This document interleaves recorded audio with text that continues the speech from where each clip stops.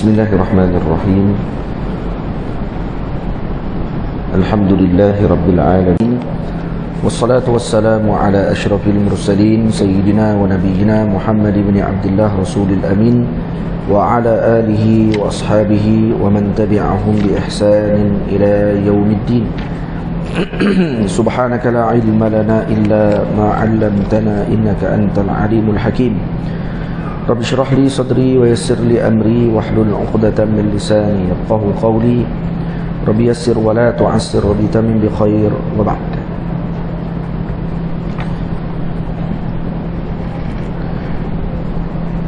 Langit keempat pula disambut penuh mesra. Ini kita sambung lagi bacaan Sirajul Wahaj. Langit keempat pula disambut penuh mesra. Sayyiduna Idris yang diangkat. Sayyiduna Idris yang diangkat. Macam mana ni? Minta maaf, salah baca. Langit keempat pula disambut penuh mesra. Sayyiduna Idris yang diangkat olehnya. Idris, baca gitu.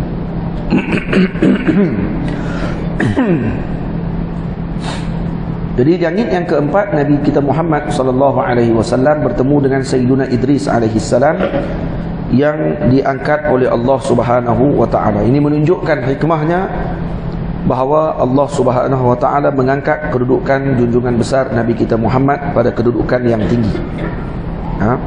Dalam Al-Quran Allah Ta'ala menyebutkan wa rafa'nahu makanan 'aliyya. Sayyidina Idris alaihi salam berteman dengan malaikat. Apa yang orang sebut sebelum ni malaikat maut? Tak, bukan malaikat maut.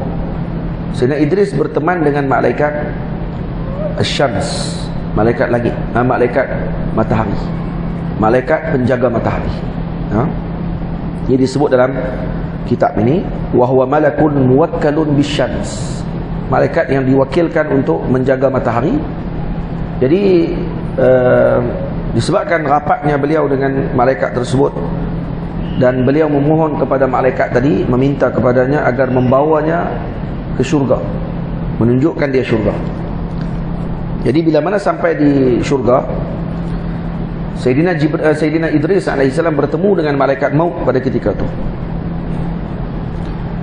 Fa'ajaba, dan dia takjub melihat malaikat maut. Sayyidina Idris waktu tengok malaikat maut, takjub dia dengan penciptaan yang Allah Ta'ala ciptakan pada malaikat maut. Dan kata malaikat maut, aku diarahkan oleh Allah untuk mencabut nyawanya Idris alaihissalam di langit yang keempat. Maka dicabut nyawanya pada ketika tersebut. Diangkat beliau dalam keadaan hidup, dan beliau dicabut nyawanya ketika mana di langit yang keempat. Jadi walaupun sebahagian ulama mengatakan bahawa beliau dimasukkan kembali rohnya dan dia hidup, dan sebab itu disebut oleh para masyayikh, para ulama, para sufi, bahawa ada dua nabi yang berada di langit dan dua nabi yang masih hidup di bumi. Dua nabi yang masih hidup di bumi adalah Sayyidina Khadir alaihi salam dengan Sayyiduna Ilyas alaihi salam. Nabi Allah Ilyas masih hidup. Lepas tu kita kalau masuk hutan, sunat kita baca kita baca salamun ala Ilyas ala alamin. Salamun ala Ilyas ala alamin. Baca doa tu.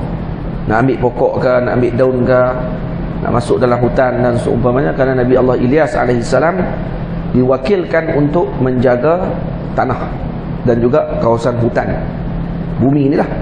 Manakala Sayyidina Khadir alaihi salam ditugaskan untuk menjaga lautan. Untuk menjaga lautan.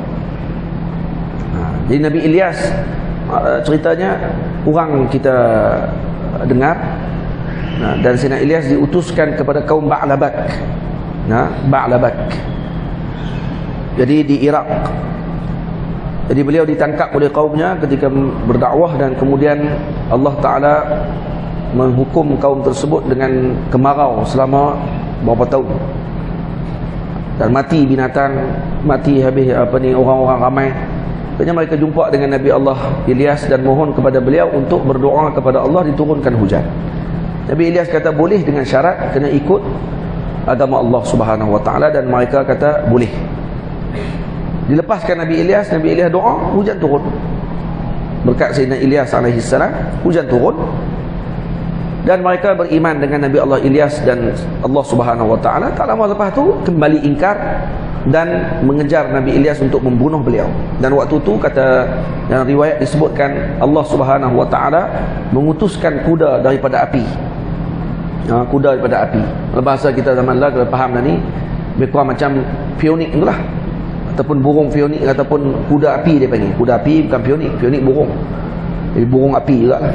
Jadi macam api yang terbang, dan Nabi Ilyas naik ke atas binatang tersebut dan diterbangkan dan hilang, dan disebut bahawa beliau masih hidup sampai sekarang.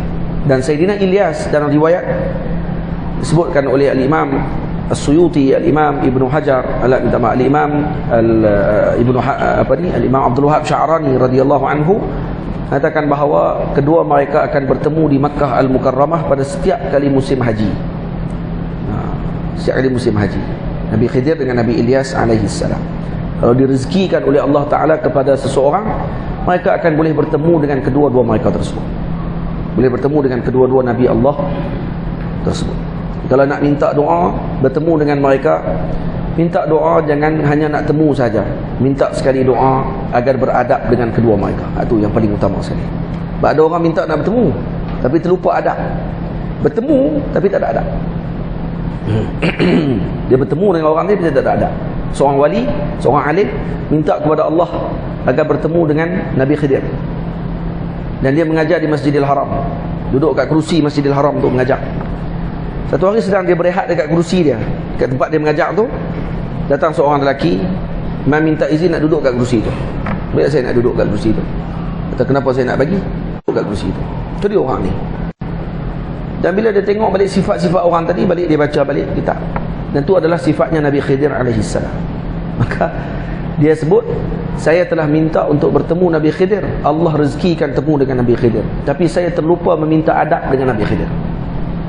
Akhirnya saya bertemu tapi tidak beradab dengan beliau. Nauzubillah. Nah, jadi minta kalau nak bertemu boleh, tapi minta dengan beradab, agar kita beradab dengan mereka berdua. Dan tanda mereka berdua di Makkah antaranya adalah masing-masing mereka akan mencukur rambut masing-masing. Sayyidina Khadir akan mencukur rambut Nabi Allah Adam, Nabi Allah Ilyas, Nabi Ilyas akan mencukur rambut Nabi Allah Khadir. Dan mereka akan minum zam-zam daripada tangannya masing-masing. Nabi Khidir akan minum, meletakkan zam-zam dalam tangan, kemudian dibagi minum kepada Nabi Khidir, dan Nabi Ilyas pun akan buat macam tu juga kepada Nabi Khidir. Nabi Ilyas akan letak air zam-zam dalam tapak tangan dia, dibagi minum kepada Nabi Khidir. Jadi macam itulah antara tanda mereka disebutkan oleh para ulama. Dan rezeki lah kalau bertemu, rezeki.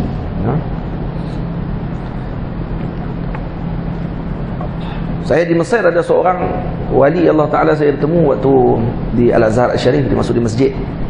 Pelik dia ni, saya tak pernah tengok orang macam tu. Muka nak macam Cina, muka nak macam Cina, sorban dia besar, tongkat dia tinggi lebih pada dia, dan dia tak tinggi mana, tak rendah mana. Dia bila tengok tu, jubah putih sampai ke pertengahan betis, dan tak pernah tengok orang yang macam tu. Saya tak pernah tengok sepanjang di Al-Azhar. Waktu tu kebetulan saya baru habis kelas dengan Syekh Jamal Farouk. Saya Ustaz Hairul Nizam, sahabat saya, sekarang Syekh Ruwak Jawi di Kahirah. Jadi saya tanya dekat Syekh Ahmad Syekh Ahmad Hajin. Waktu tu saya semayang di tengah, Syekh Ahmad duduk sebelah saya, Syekh Jamal duduk sebelah saya. Semayang dalam masjid sama, semayang asak waktu tu. Jadi saya tengok dekat Syekh Ahmad, habis semayang saya paling kat Syekh Ahmad Hajin, saya tanya, Syekh kenal Syekh tadi tu yang pakai tongkat tinggi tu, tinggi pada dia? Syekh Ahmad kata tak, saya tak kenal. Saya tengok Syekh Jamal pula, saya kata Syekh Jamal, Syekh kenal Syekh tu? Syekh Jamal kata tak, saya pun tak kenal, tak pernah tengok. Saya kata tak apa, saya pun sembang dengan Ustaz Hairul, kawan saya ni, sahabat saya. Saya kata, Ustaz, jom kita pergi jumpa dia. Masa tu tengok dia dah keluar dah daripada Masjid Azhar. Kira besar, kira dia kami duduk di sini, lebih kurang dekat pintu belakang tu, sana ujung. Tengok dia dah keluar daripada pintu depan Masjid Azhar. Lepas tu keluar akan masuk ke belakang tu lah, ke jalan belakang Al-Azhar. Di sebelah ada kedai-kedai belakang. Bila saya tengok tu, saya pun sembang sini. Bayang kalau sembang bukan pakai mic. Kalau sembang sini, adatnya tak dengar sana tu. Orang hak sembang di sini. Saya sembang masa itu, saya kata jom kita pergi jumpa dia. Kita tanya nama pun cukup lah. Tanya nama je. Tak payah apa ni, tak benda lain kan. Tanya nama saja cukup. Kami pun lari. Kasut tak ada pakai. Kami tak ada ambil kasut. Kerana tengok dia dah keluar, takut dia hilang. Lari ligan. Keluar tengok dia tengah duduk berjalan di belakang Masjid Azhar tu. Tepi Masjid Azhar di bahagian belakang. Kalau tuan-tuan tengok cerita apa ni, Ketika Cinta Bertasbih. Bukan dia. Cerita apa? Mas Azam tu dia cerita apa? Ketika Cinta Bertasbih. Satu lagi cerita apa? Ayat-ayat cinta. Ada pakai ayat cinta. Ketika Cinta Bertasbih. Ketika Cinta Bertasbih, kalau tengok Mas Azam beli daging, kawasan tu lah. Kalau tengoklah, ingat ke tak ingat tahu lah. Saya ingat lah tu sebab kawasan tu kami duduk lalu. Cuma kita duduk berasa macam kita lah Mas Azam tu. Jalan. Jadi saya pun bila di ligan belakang tu, kami tak pakai kasut. Saya sentuh belakang Syekh tu. Bawa tongkat dia. Tongkat dia pun pelik. Saya tengok tongkat dia tu. Tongkat dia naik ke atas tinggi, lepas tu pusing. Ni bukan buat. Dia tongkat dia macam nak kata buluh. Buluh ambil ikut mana aku tu. Kok belah Mesir ada lah buluh, tapi buluh jenis besar-besar. Buat meriam boleh buluh dia. Kalau buat lemang, kalau buluh kat Mesir ada buluh. Tapi tak boleh buat lemang. Lemang tak masak. Jenuh tunggu. Tebal buluh dia. Baik. Dia pun ambil di Fayum kalau buluh. Jadi bila saya jumpa, saya sentuh dia. Sentuh belakang, dia pun pusing. Terus dia sebut Ana Sa'ad. Mana ada Arab Mesir kalau orang sentuh belakang pusing habaq nama. Biasanya orang kalau sentuh belakang dia pusing, dia akan kata Le. Dia akan kata ada apa? Aiz A. Nak apa? Itu biasanya orang katanya. Tak, dia pusing-pusing terus jawab Ana Sa'ad. Ana Sa'adun. Masya-Allah. Jadi tengok itu, terus kata Maulana, antum minal Qahirah? Naam, ana minal Qahirah. Saya naam, saya daripada Qahirah, kata beliau. Tapi muka dia bukan macam orang Mesir. Muka dia macam orang Cina. Saya ingat sampai lah lagi, muka dia cuma ingat-ingat macam tu lah. Muka macam orang Cina. Dia sebut saya Sa'ad. Saya terus kata dekat dia, boleh doakan saya dengan sahabat saya. Terus dia letak tongkat dia dekat bau sini, dia pun letak tangan dia dua-dua macam ni, dan dia doakan. Kemudian sampai sekarang saya duduk di Malaysia lah. Selepas daripada peristiwa tersebut, tak pernah lagi saya jumpa orang tadi di Qahirah. Tak pernah saya jumpa lagi setakat ni. Allahu'alam, kok ada sahabat-sahabat kita yang pernah duduk Mesir, yang ada dalam majlis kita hari ini, yang pernah jumpa orang macam tu, Allahu'alam. Tapi setakat ni saya tak pernah jumpa lagi orang yang macam tu. Baik. Kalau baca dalam kisah para ulama, Nabi Khidir mukanya macam Cina. Nabi Khidir. Cuma saya tak kata tu Nabi Khidir. Ya kita pernah doa, moga Allah Ta'ala temukan kita dengan beliau. Tapi dia sebut namanya Sa'ad. Sa'ad ni banyaklah tafsirannya. Ana Sa'adun.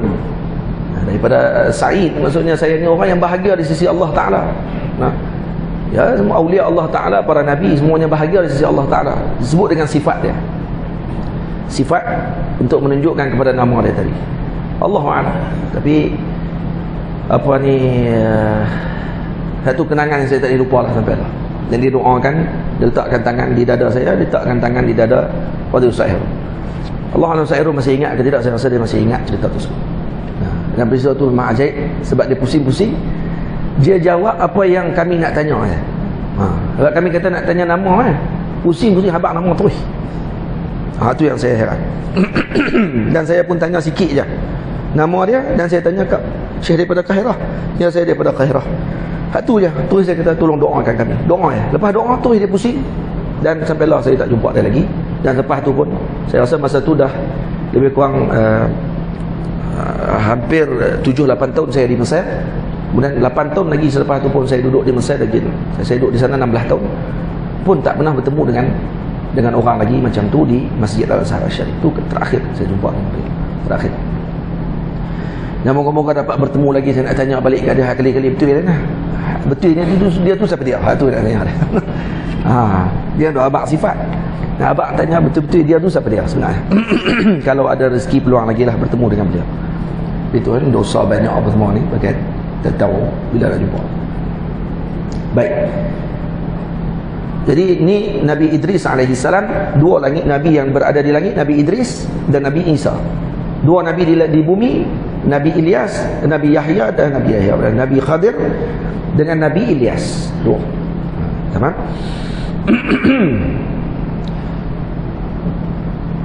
Di langit yang kelima, ada minta maaf. La yusalli wa sallim daiman abada ala habibika khairil khalqi kullihim. Di langit yang kelima disambut abang Musa. Abang Musa maksudnya siapa dia? Sayyidina Yahya, Sayyidina Harun. Sayyiduna Harun yang dikasihi umatnya. Tamam. Lepas tu saya sebut abang Nabi Musa, kenapa? Karena nak bagi tambih kepada sebahagian orang, mungkin dia keliru. Dia ingat Nabi Harun adik Nabi Musa. La, Nabi Harun abang Nabi Musa alaihissalam. Dan beliau wafat lebih awal daripada Nabi Musa alaihissalam. Faham? Jadi dia abang Nabi Musa. Maka saya tambihkan di situ siap-siap. Di langit yang kelima disambut abang Musa. Ini abang daripada Nabi Musa alaihissalam. Sayyiduna Harun yang dikasihi umatnya. Nabi Harun tidak dihukum, tidak dijatuhkan hukum bunuh pada zaman Fir'aun, kerana tahun tersebut tahun Fir'aun melepaskan anak-anak lelaki. Fir'aun pun dia tak bodoh. Dia tahu kalau dia bunuh semua anak-anak lelaki, main mana keturunan di Mesir tu, siapa nanti akan jadi tentera? Siapa yang akan jadi pembantu-pembantu dia nanti? Maka dia letakkan tahun ini budak-budak lelaki dibunuh. Tahun yang kedua pula tidak dibunuh. Tahun yang seterusnya dibunuh balik. Tahun yang seterusnya tidak dibunuh balik. Macam tu dia punya susunan. Nabi Musa jatuh pada tahun yang dibunuh. Nabi Harun jatuh pada tahun tidak dibunuh.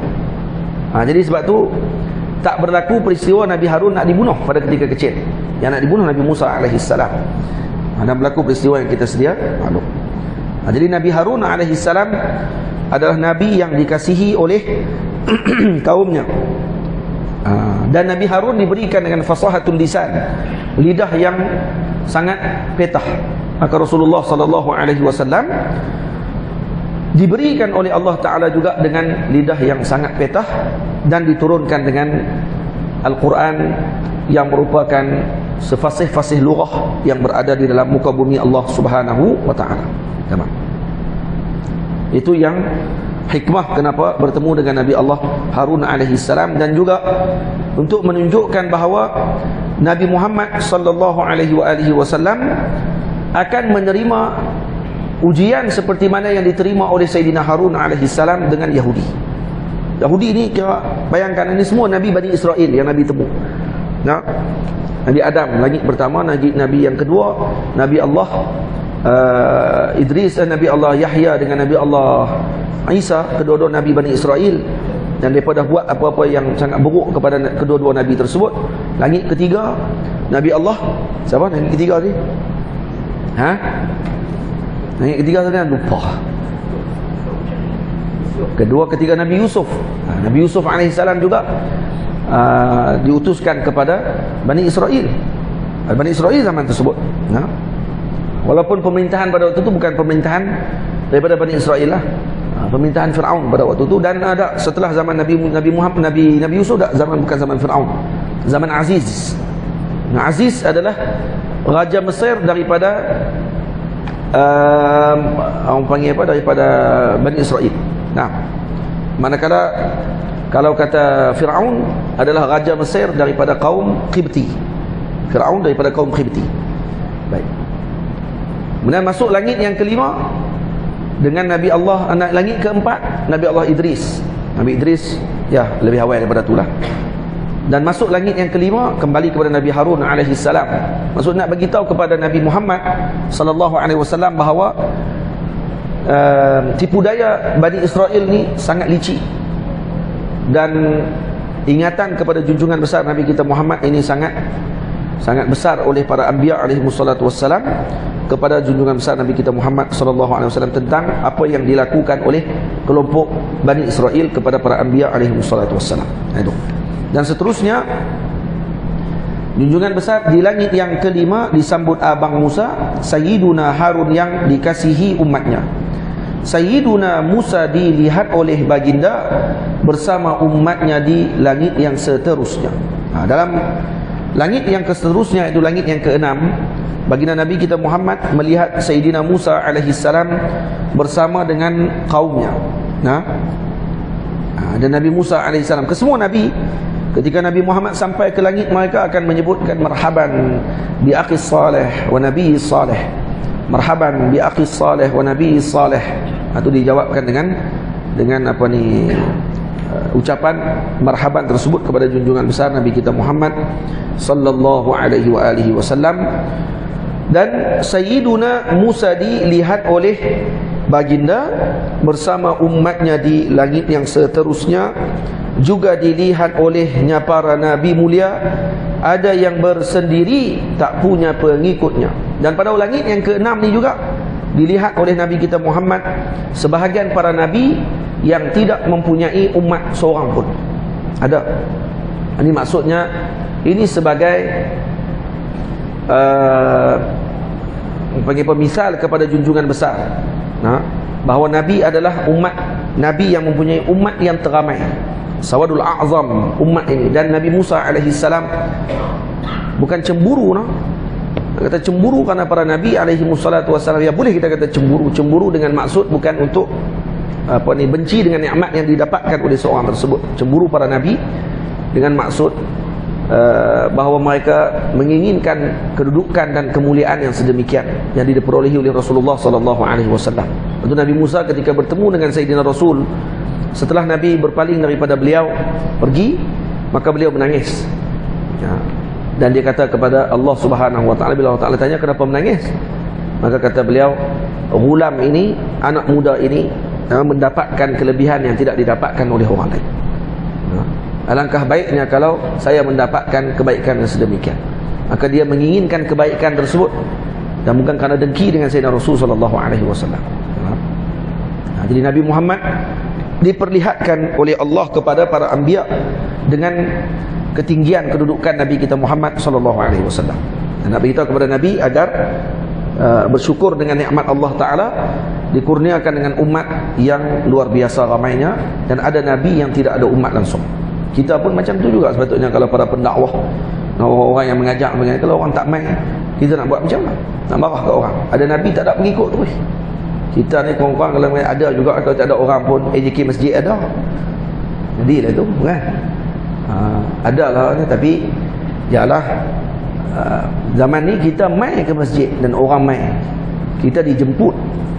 Zaman dulu para anbiya berdakwah, pergi untuk bertemu dengan orang. Bayang macam mana keadaan. Tak sama dengan keadaan kita. Kita rasa kita macam berdakwah sangat dah lah ni. Tak pun tak berdakwah pun. Kita ni buat orang main, kita pula dijemput. Sayyidina Rasul sallallahu alaihi wasallam, para anbiya alaihi wassalatu wassalam nak berdakwah, pergi bertemu daripada rumah ke rumah.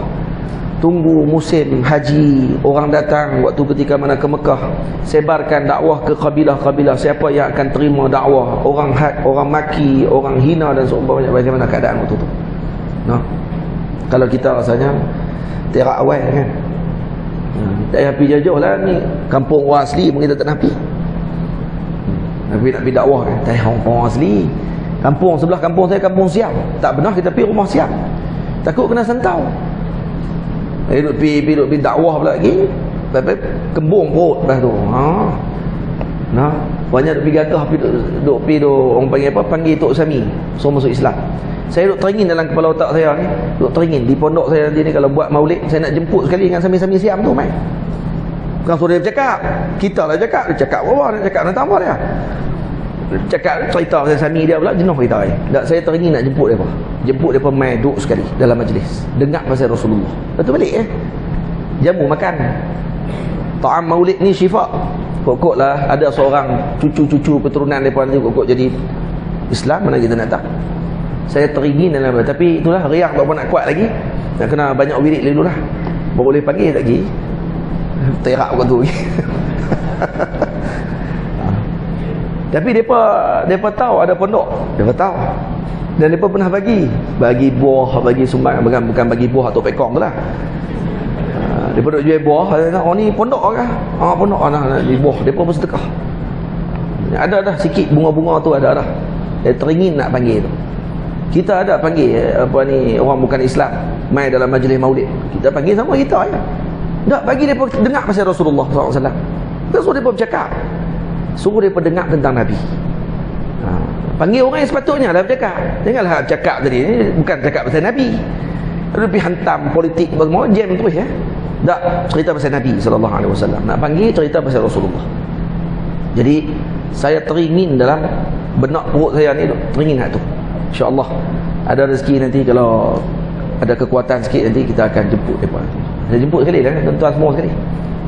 Jemput sekali dengan sami-sami Siam pun semua. Orang Siam pun berkat mai bagi mereka dengar tentang tu. Mereka nak mai tak mai tak, kita penting kita jemput. Kita dah dakwah lah. Nanti akan ditanya nanti, kamu duduk di kampung mana? Kampung kamu sebelah bukan ada Siam. Kamu buat apa dengan Siam tu? Kamu dah cerita Islam pasal mereka? Kat mereka? Tak. Habis tu kamu buat apa? Apa kita nanti? Tu Siam ni Cina yang ada kat Ustaz, India yang ada kat Ustaz. Apa yang kita buat kat mereka untuk kita kenalkan mereka dengan Islam? Alah Ustaz, TV ada, sobat ada, baca sendiri ya. Baca sendiri, dia pun faham. Hak orang Islam kita baca sendiri pun tak faham. Hak tu hak Islam saja. Dia pun nak faham. Faham macam mana? Tu kata Maulana Syekh Ahmad Tayyib hafizahullah ta'ala, Syekhul Azhar Syarif, kata beliau, masyarakat Eropah yang ni berlaku havoc, maksud jadi berlaku perbincangan besar lah waktu tu di Mesir dan juga di negara Arab yang lain. Kata Syekh Ahmad Tayyib, orang-orang Eropah kebanyakan mereka ahlu fatrah. Tu dia kata ahli fatrah tu. Kenapa ahli fatrah? Kerana dakwah tak sampai kat mereka. Macam mana dakwah tak sampai? Kalau orang nak komplain lah, kalau ni dengan media masa banyak apa semua. Tak, kata beliau, media masa yang ada bercampur bau. Semua ada. Dan kadang-kadang mereka mendengar surah Islam, gambaran Islam yang tidak tepat dengan apa yang sepatutnya disampaikan. Faham? Maka menyebabkan seolah mereka tidak mendengar daripada Islam yang sebenar. Maka mereka seakan ahli fatrah kerana tak sampai dakwah. Lepas tu dia menjadi Islamfobia. Jadi apa semua macam-macam tu kan. Kerana tak nampak surah yang sebenar tentang Islam. Dan bila saya tanya kat Syekh Ahmad Mamduh, Maulana, macam mana pandangan Syekh Ahmad Tayyib ni, Syekhul Azhar, Al-Imam Ahmad Tayyib ni, dia punya pandangan ni macam mana? Syekh Ahmad kata apa kat saya? Hadza ra'yun wajih. Ni pandangan yang bagus, kata dia. Tepat dengan realiti zaman sekarang. Untuk bagi templakan kepada pendakwah yang mana tidak menyampaikan dakwah Islam ni dengan cara yang lafitah lin nazar, yang menyebabkan pandangan orang menarik kepada Islam. Baliknya dilihat Islam dengan rupa yang tidak sepatutnya dilihat. Ini adalah templakan dan juga nasihat kepada para pendakwah. Faham? Ini sebenarnya kerja kita ni banyak sebenarnya. Kita duduk pergi masjid, kita mai ke majlis yang orang jemput kita, dan kita rasa kita dah berdakwah sungguh-sungguh dah. Sebenarnya masih lagi banyak kerja kita tak buat lagi. Faham? Masyarakat keliling, rumah jiran kita yang kalau Cina, apa yang kita dah buat untuk dia tahu tentang Islam? Jiran kita India, apa yang kita dah buat bagi dia untuk tahu tentang Islam? Yang tu orang kurangnya nanti mana nak tahu, cucu dia seorang nanti akan masuk Islam. Cucu dia seorang, cicit dia ke seorang nanti akan masuk Islam. Kenapa? Kerana Nabi sebut dalam hadis kepada seorang sahabat, kamu adalah hasil kebaikan datuk nenekmu dulu. Nenek dia dulu pernah baik dengan seorang yang mulia, maka cucu dia nanti jadi seorang Islam, insya-Allah. Kita harap tu ya. Tak harap dia tak apa. Harap cucu dia nanti. Kok nanti ada seorang akan jadi Muslim. Disebabkan kerana dulu datuk dia pernah memuliakan seorang alim, pernah memuliakan seorang soleh, pernah memuliakan seorang penuntut ilmu dalam agama Allah Ta'ala, pernah memuliakan seorang Muslim.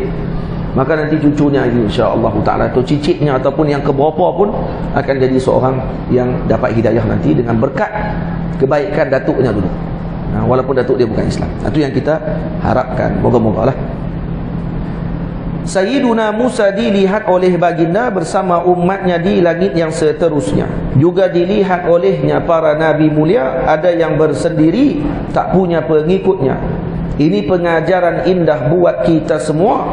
Tak punya pengikut bukan bermaksud terhina. Bersyukurlah kita dipilih jadi umatnya yang terakhir paling banyak kurnia darinya. Kita kena bersyukur kepada Allah karena Allah mengurniakan nikmat yang paling besar kepada umat Nabi Muhammad sallallahu alaihi wasallam walaupun kita yang terakhir. Karena itu kata Maulana Syekh Yusri hafizahullah, sepatutnya bagi para pendakwah, sepatutnya bagi mereka menceritakan juga tentang kelebihan umat Nabi Muhammad sallallahu alaihi wasallam. Kita ni sebagai umat Nabi, apa kelebihan kita? Kena cerita. Khususiat umat Nabi Muhammad ni kena cerita. Nah, yang tak ada pada umat lain untuk kita bersyukur dengan nikmat tadi dan mengikuti jalan junjungan besar Nabi kita Muhammad sallallahu alaihi wasallam. Dicemburui oleh kalimullah mulia, diminta kepadanya agar jadi umatnya. Nya yang pertama kembali kepada Allah, diminta kepadanya, ini kepada Allah agar jadi umatnya, nya kepada Nabi sallallahu alaihi wasallam, agar jadi umat Nabi Muhammad sallallahu alaihi wasallam. Jadi Nabi Muhammad, Nabi Musa alaihi salam minta kepada Allah agar menjadi umat Nabi Muhammad sallallahu alaihi wasallam. Ini dalil kata dia tidak cemburu pun. Dia bukan dengki dengan Nabi Muhammad. Dia tak dengki dengan Nabi kita Muhammad sallallahu alaihi wasallam. Ya, perkataan yang disebut oleh Nabi Musa bila ditanya, bila Nabi berpaling, Nabi Musa menangis, maka dikata kepada Nabi Musa, mayubkika. Qil di sini katanya Allah yang bertanya. Allah Maha mengetahui. Maka kata Nabi Musa, abki lianna ghulaman bu'isa min ba'di yadkhulul jannata min ummatihi aksara mimman yadkhulul jannah min ummati. Dia kata ghulaman, ini anak muda ni. Baik, adakah ni perkataan tangkis kepada Nabi Muhammad SAW? Tak, kata ulama, ni bukan tangkis, tapi ini sebaliknya menunjukkan kesempurnaan Nabi Muhammad SAW. Karena ini menunjukkan kata Nabi umurnya muda tetapi kerja buatnya luar biasa. Maka ini adalah sebenarnya pujian daripada Nabi Musa sebagai orang tua kepada junjungan besar Nabi kita Muhammad SAW.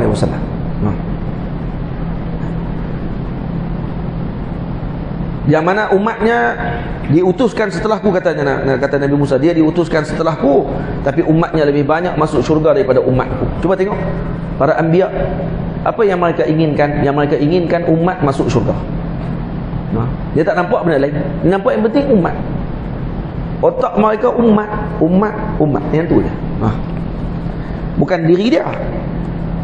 Kenapa dia diberikan kelebihan tak dibagi kepada aku? Tak, kan tu maksud dia. Tak dilihat pada umat Nabi Muhammad. Dan kemudian bila dia minta untuk jadi umat Nabi Muhammad, alangkah baik kalau aku jadi umat Nabi Muhammad sallallahu alaihi wasallam, karena nak mendapatkan kelebihan umat Nabi Muhammad tu yang sangat banyak khususiatnya. Maka ini menunjukkan kepada ketinggian kedudukan yang bersandar kepada Nabi kita Muhammad sallallahu alaihi wasallam. Maka hani'an lana walakum, tahniah kepada diri kita dan kepada kita semualah kerana dipilih menjadi umat Nabi Muhammad sallallahu alaihi wasallam. Ada perasaan tadi, kita akan rasa bersyukur dengan Allah dan kita akan membanyakkan lagi selawat kepada junjungan besar Nabi kita Muhammad.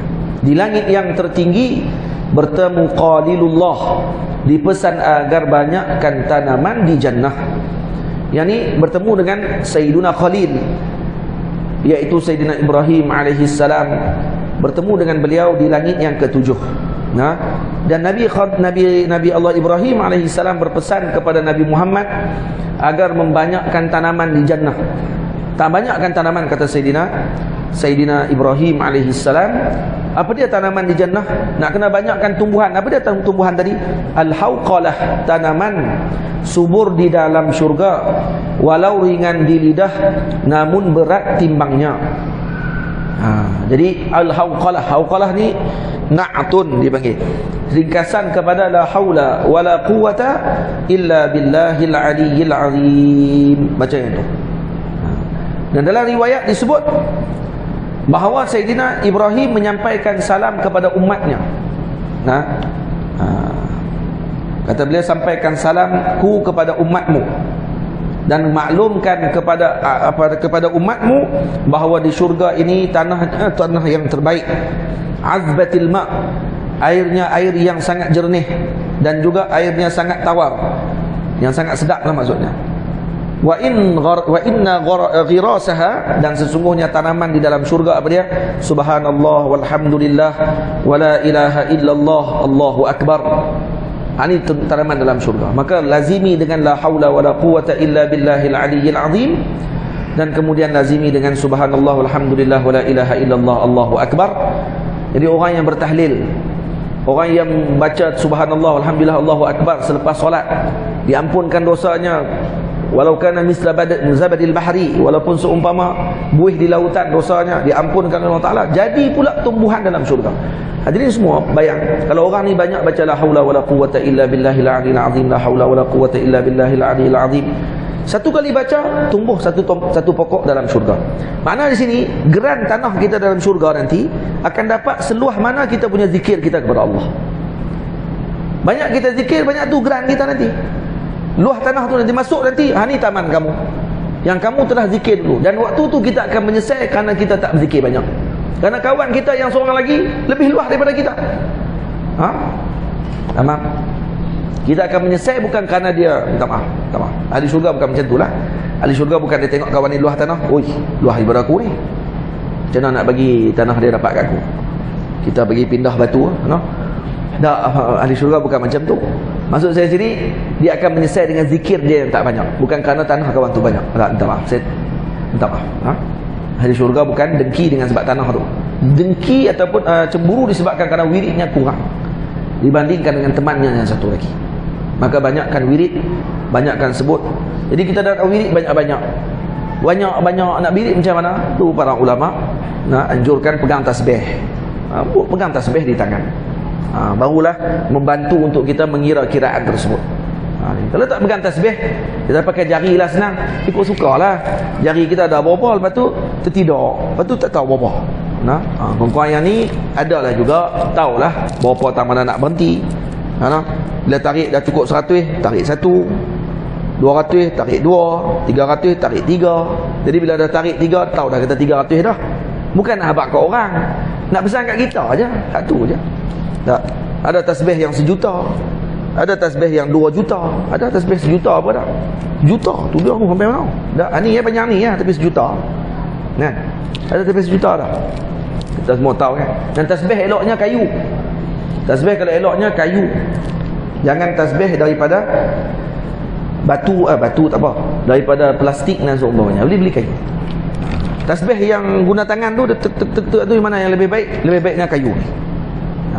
Karena kayu ni akan jadi saksi nanti di akhirat bahawa orang tadi telah bertasbih. Ni jadi saksi semua. Ini ada bukan saya saja ni dibuat. Dan ni amalan bid'ah, dalalah finnar, pegang tasbih. Oh, neraka saja belum ni. Ni pegang tasbih neraka. Tak tasbih kat tengkok neraka. Tak tasbih kat tengkok. Ini macam Sami Buddha pun. Awak Sami Buddha kan pakai tasbih? Sami Buddha dia tak pegang tasbih macam Sami Buddha. Awak Sami Buddha sebut subhanallah. Subhanallah, subhanallah, subhanallah. Tak ini Sami Buddha lah kalau kata subhanallah, bodoh. Bodoh ni bagi kat adik-beradik dia cukup lah. Dia tu sambung dengan orang lain. Pegang tasbih di tengkok. Ni bukan amalan Sami Buddha. Ni amalan awliya Allah Ta'ala. Ingat yang tu. Ni amalan wali Allah Ta'ala. Kita pelik, itu tak jadi ilmu pun. Pelik tak nak tengok. Pelik lah bodoh. Maaf bodoh tu banyak kali. Bodoh lagi baik pada syirik sebenarnya. Dia persyirikkan kita terus. Kata kita Sami Buddha. Lah, Sami Buddha apa ni pakai macam ni? Tuan-tuan tak pernah tengok para wali Allah Ta'ala daripada Morocco, para habaib daripada Yaman, para masyayikh di Mesir, Syekh Ali Jumaah Hafizahullah ni tasbih di tengkok macam ni. Ada gambar satu buku, Meeting with the Mountain. Yang tukang ambil gambar ni nama apa? Peter Sanders. Peter Sanders ni fotografi gambar tu. Fotografer. Dia tukang ambil gambar dan dia pernah menjelajah dunia, pergi ke negara Mauritania, pergi ke Morocco, pergi ke Mesir, ambil gambar para masyayikh. Dan ada gambar masyayikh yang tak boleh ambil gambar, dia boleh ambil gambar. Dia ni kira wali ambil gambar. Bukan senang. Ada tok-tok wali yang memang tak bagi ambil gambar, Tapi dengan dia bagi ambil gambar. Siap bagi posing lagi. Dan keluar buku dia, Meeting with Mountain. Bertemu dengan para gunung. Bertemu dengan para gunung. Buku tu saya buh dalam Facebook. Kata ada siapa jual buku ni kan, nak beli kat mana, orang tak tahu. Padahal senang ya, cari dalam Amazon apa semua tu berlambak-lambak kan. Ada aja orang nak beli tu, tapi sajalah tanya dapat free. Ada orang Singapura bagi hadiah dekat saya. Harga buku tu 500. 500 buku tu. Buku gambar-gambar para wali, para ulama. Dan kebanyakan gambar mereka tasbih semua di tengkok. Tasbih tengkok semua. Kalau nak ambil gambar ya, pegang tasbih pun kat tengkok. Kenapa pun kat tengkok? Kerana tengkok adalah tempat yang mulia. Dan tasbih ni benda yang mulia. Maka disangkut di tempat yang mulia. Seperti mana telinga dijadikan tempat untuk pen. Tak pen kat sini, nak telinga. Ni adab kita dengan pen kalau kita duk menulis. Kalau tak boleh dalam bekas dia, kita duk menulis, nak letak kat mana ni? Letak kat telinga. Ni. Ni letak kat bawah, letak kat telinga. Lepas tu cari tak jumpa. Dah jarang letak tak mana pen ni, rupanya duk kat telinga dia. Tasbih di tengkok tempat dia. Tasbih di tangan ni, diikat di tangan. Bukan pakai gelang. Nah, habis tu pakai sini dia jadi rantai, macam rantai dia jadi rantai. Dia jadi tasbih. Tasbih. Nah, rantai orang tak pegang, rantai mah yang bini kita dia tak pegang tu, subhanallah, subhanallah. Dia tak pegang. Tasbih tempat tu letak di tengkok. Tempat dia macam tu. Dan ni adalah amalannya para awliya Allah Taala. Dan ada satu kitab dikarang khas untuk masalah letak tasbih di tengkok. Faham?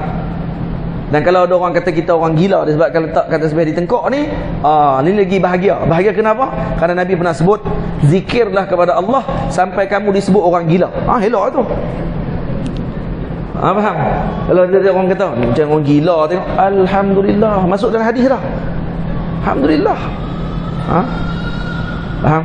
Sayyidina Umar bin Abdul Aziz, kata beliau, ada di kalangan wali Allah Ta'ala yang tidak ditunjuk oleh orang dengan tangan mereka. Maksudnya orang tak tengok dia pun, tapi mereka orang-orang yang mulia di sisi Allah Ta'ala. Kalau diketuk pintu, orang tak buka pintu.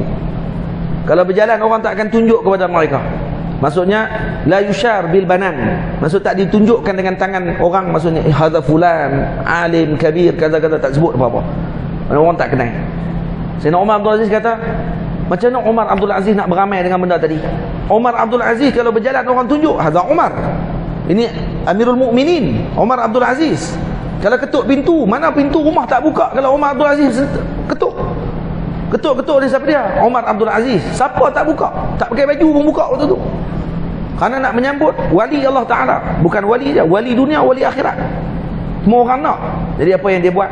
Seminggu sekali dia akan pakai pakaian yang sangat compang-camping, rambutnya akan jadi robar penuh dengan debu, dia akan berjalan dan memang orang tak kenal dia. Dan alhamdulillah kata dia boleh beramal juga dengan hadis tu. Sebab orang tak kenal dia waktu tu. Jadi macam orang gila. Nampak tak? Ni tengok orang pakai tasbih di tengkok, kata kita Sami Buddha. Macam Sami Buddha ya. Macam Sami Buddha, la ilaha illallah. Teruknya. Mana? Saya tak nak tengok pun. Tok-tok guru dulu tak buat pun macam tu. Betul ke? Hang tengok semua tok-tok guru dulu kan? Hang pun baru lah ya tu ada. Tu kata kejahilan dibawa untuk jadi sebagai persepsi kepada orang ramai. Hati-hati. Jangan diikut dengan kelompok tersebut. Terus di sisinya kaum yang indah rupa, Maulaya salli wa sallim daiman abada ala habibika khairil khalqi kullihimi. Di sisinya kaum yang indah rupa parasnya, mandi dari 3 sungai di dalam syurganya. Ada 3 kaum. Ada kaum yang indah rupa paras mereka di sisi Sayyidina Ibrahim alaihissalam, yang mana mereka ini mandi daripada sungai syurga Allah Subhanahu wa ta'ala. Tamam? Jadi dalam hadis disebut, wa indahum qaumun julusun bidul wujuh amsalul qaratis. Putih wajah mereka ni macam kertas. Wa qaumun fi alwanihim syai'. Dan ada satu kaum lagi yang warna pada kulit mereka ni ada sesuatu. Wa faqama haula'i alladhina fi alwanihim syai' fadakhalu nahran faghtasilu fihi faqaraju wa qad qalusa min alwanihim syai'. Hak kaum yang mana ada sedikit warna pada kulit mereka, masuk dalam sungai syurga, keluar hilang, jadi putih bersih balik. Pokoknya itu dosa, noda yang ada pada tubuh mereka. Fakharaju wa qad qalusat alwanuhum fasarat mithla alwani ashabihim faja'u fajalasu ila ashabihim. Mereka pun duduk. Maka Sayyidina Rasul sallallahu alaihi wasallam bertanya, "Ya Jibril, man haula'il bidul wujuh?" Man haula'il bidul wujuh, siapa orang yang wajah mereka ni putih bersih ni? Wa man haula'il ladina fi alwanihim syai'? Wa ma hadhihi al-anhar allati dakhaluha? Mana pula, siapa pula kaum yang putih bersih ni? Siapa pula yang ada warna sikit pada tubuh mereka ni? Dan apa pula sungai ni, sungai apa? Maka kata Sayyidina Jibril, amma haula'il bid al-bidul wujuh fa qaumun lam yalbasu imanahum imanahum bi zulmin. Maksudnya mereka ni tidak ada sedikit pun kekotoran kepada iman mereka, tak ada. Iman mereka iman yang khalis. Wa amma alladhina fi alwanihim syai'un fa qaumun qalatu 'amalan salihan wa aqar sayyi'ah. Yang ni satu kaum lagi pula yang ada syai' pada tubuh mereka ni, ini kaum yang mana amal soleh pun ada, sikit amal sayyi' pun ada, amal yang buruk pun ada. Fataballahu alaihim, mereka tabu, mereka bertaubat, maka Allah menerima taubat mereka. Wa amma hadhil anhar fa awwaluha rahmatullah. Sungai-sungai tadi pula, sungai pertama rahmatullah, sungai kedua ni'matullah, sungai yang ketiga saqahum rabbuhum syaraban tahura. Allah Ta'ala bagi kepada mereka minuman yang luar biasa. Ini pun perlu kepada syarahan. Setelahnya baginda menuju ke Al-Kautsar, dibawa ke syurga yang indah tidak tergambar.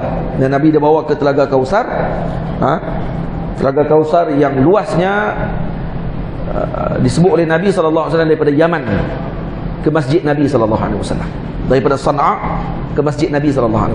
Bayangkan Sana'a ke masjid Nabi, berapa ribu kilometer.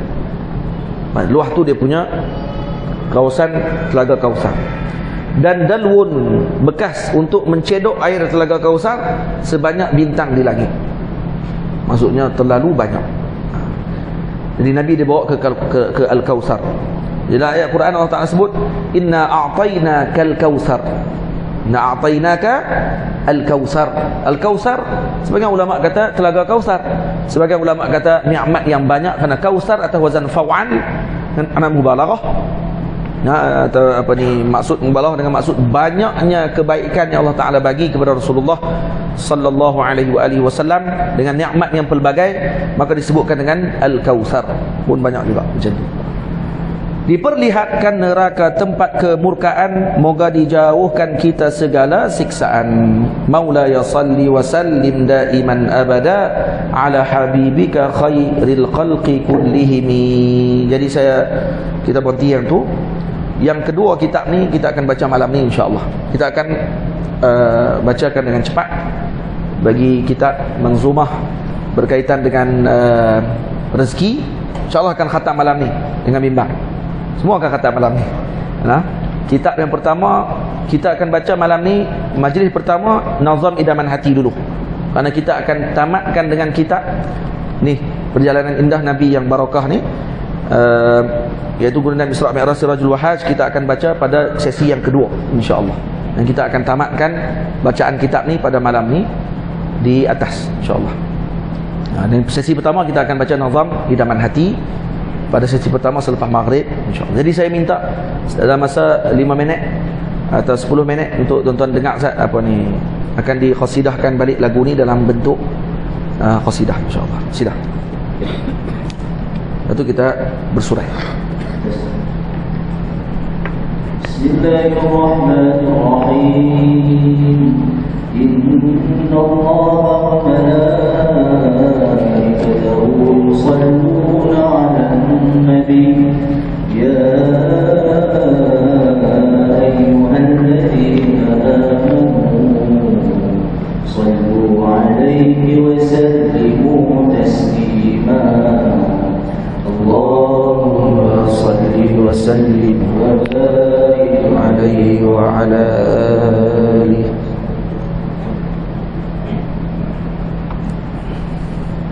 مولاي صل وسلم دائما أبدا على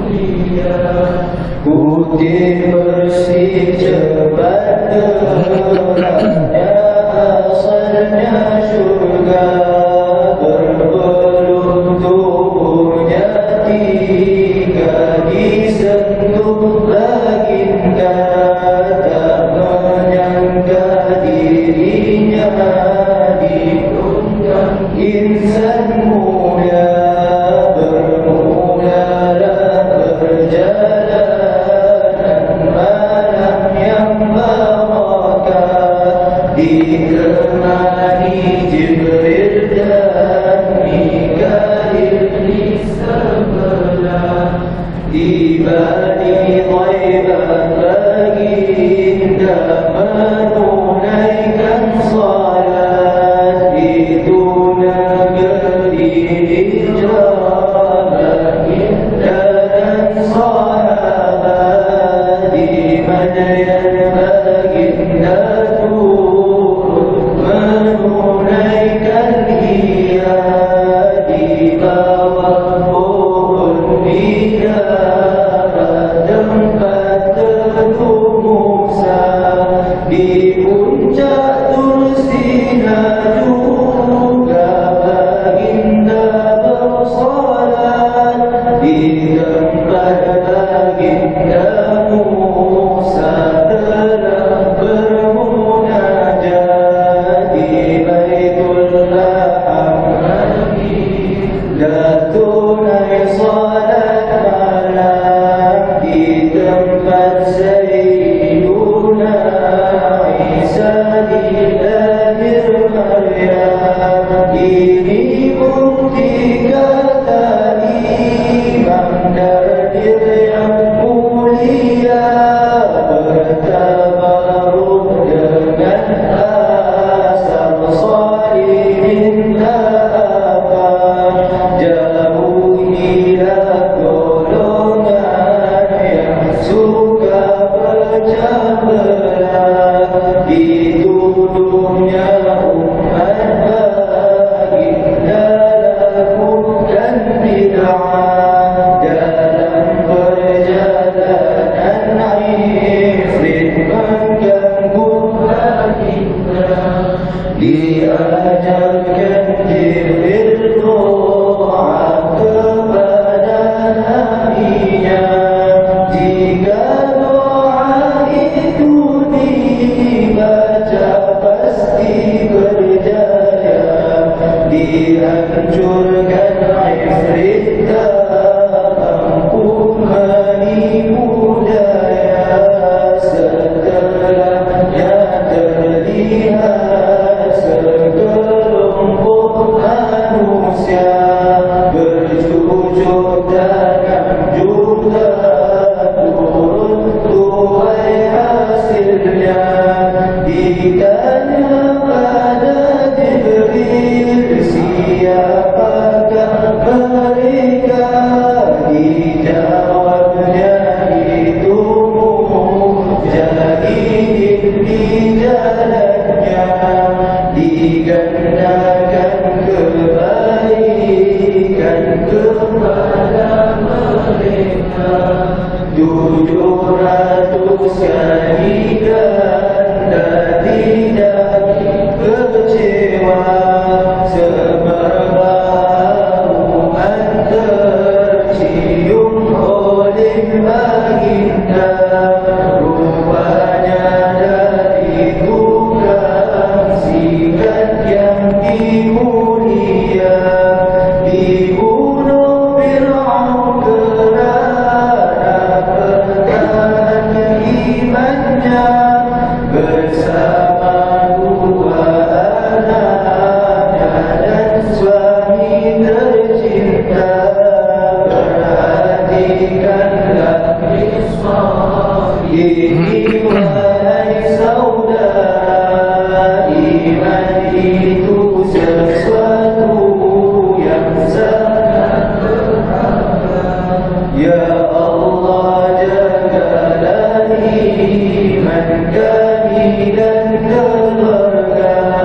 Jangan digoyahkan dengan ujian dunia. Sallallahu ala sayyidina Muhammad wa ala alihi wa sahbihi ajma'in. InsyaAllah kita akan sambung lagi bacaan qasidah tersebut pada malam ini kalau diizinkan masa, insyaAllah ta'ala.